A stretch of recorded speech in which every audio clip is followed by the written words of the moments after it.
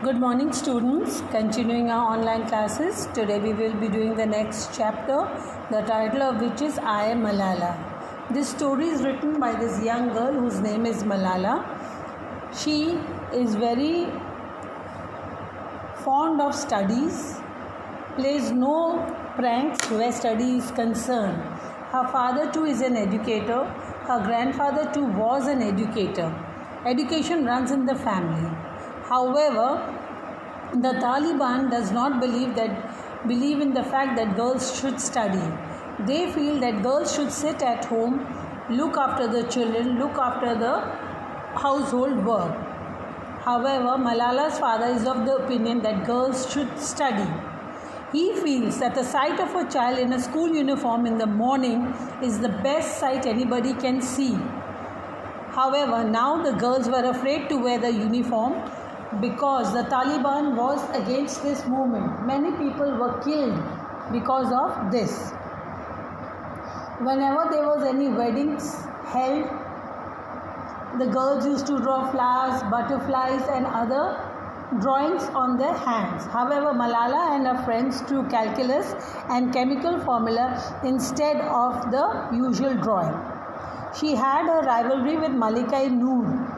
They had this competition between them that who would come first in class. It was a time when Malala also came last in her maths paper. However, this did not dishearten her and she continued studying.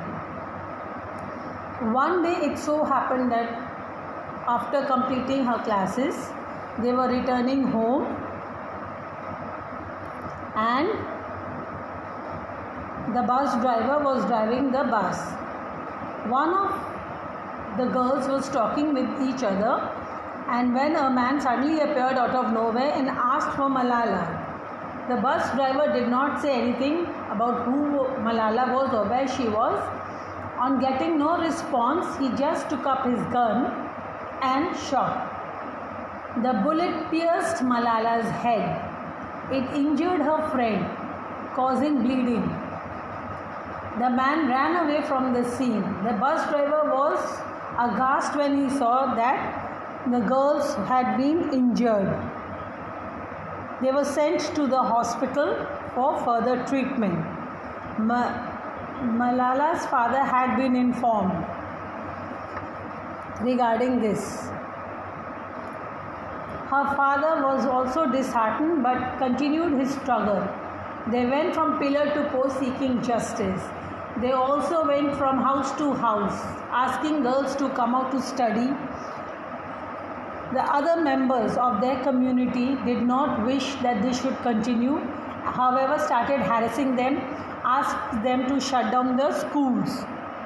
They also said that the schools did not teach them right things. They taught them wrong things. They converted the students, they converted the parents, of which Malala's father said that nothing of this sort had ever happened. One day it so happened that Malala had given a speech in which she urged the people not to panic. However, nobody paid any heed to her. She continued on her task and met with success. By the end of 2008, many schools had been destroyed by the Taliban. There was a new government under President Asif Zardari, who was the widower Benazir. Also, he did not care whether the students studied or not.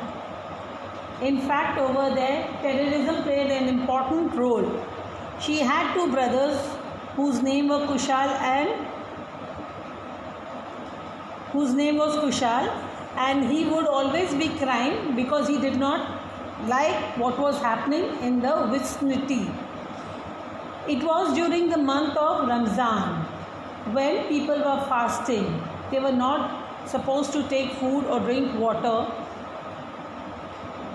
However, the people who wanted to do wrong started doing wrong.